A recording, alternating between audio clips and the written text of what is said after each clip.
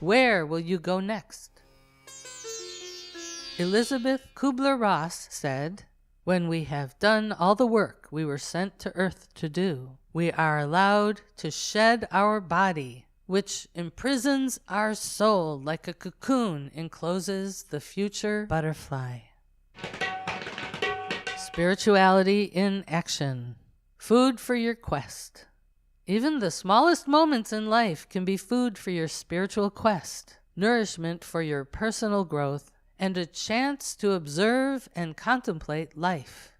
For example, if you're waiting to renew your license at the Department of Motor Vehicles and the long line is moving very slowly, you can use that time to notice the variety of people around you, or to witness how you feel when you're getting impatient or cranky. See whether you can change an irritation into a happy moment. Smile at someone. Get to know your neighbor in line. Or sit or stand peacefully, observing your breath and savoring your own experience of spirit in the midst of this busy public space. Have you lived before? Where will you go next? Will you still exist when your body dies? If so, will you remember then who you are now? Is there anything you can do now to prepare for your inevitable time of departure? Most religious theories suggest that after the physical death of your body, your soul continues on in a purer form of some kind. Some traditions teach that you will either go to a heaven or hell after you die, depending on how you've acted or whether you've declared a specific kind of commitment to the prophet or teachings of that religion. Pope John Paul II beautifully described heaven as neither an abstraction nor a physical place in the clouds, but that fullness of communion with God, which is the goal of human life. The Pope then went on to describe hell as the state of those who freely and definitively separate themselves from God, the source of all life and joy. Many traditions, including Hinduism, Buddhism, Kabbalah, and Greek Orthodox Gnosticism, say that after death, your soul, the background of who you really are beneath the appearances of who you seem to be, goes through various stages and levels of otherworldly planes before returning back to Earth and taking birth once again in a human form, or perhaps even into other non-human realms.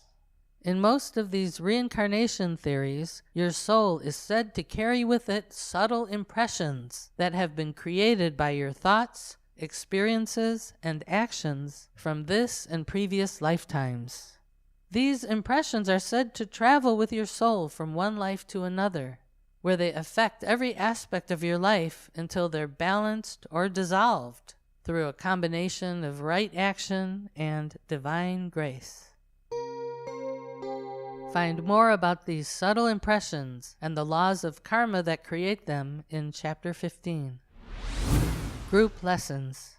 One example of a group lesson for today's cultures, countries, and the whole of humanity is to be living on a planet upon which so many fellow human beings are starving and suffering.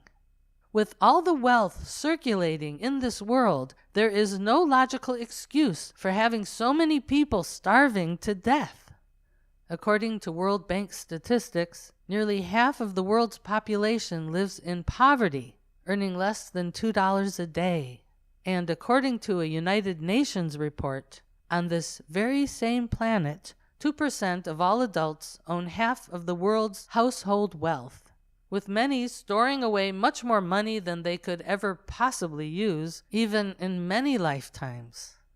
The lessons and tests inherent in this situation are obvious once you look at them with a bit of objectivity. Imagine hearing that a planet has been discovered where a small percentage of the inhabitants had an abundance of tangible properties and massive amounts of wealth that they left unused in electronic bank storehouses, while their planet mates, brothers, sisters, mothers, fathers, daughters, and sons around the world were dying of starvation, drought, and easily curable illnesses. What would you think of such a planet?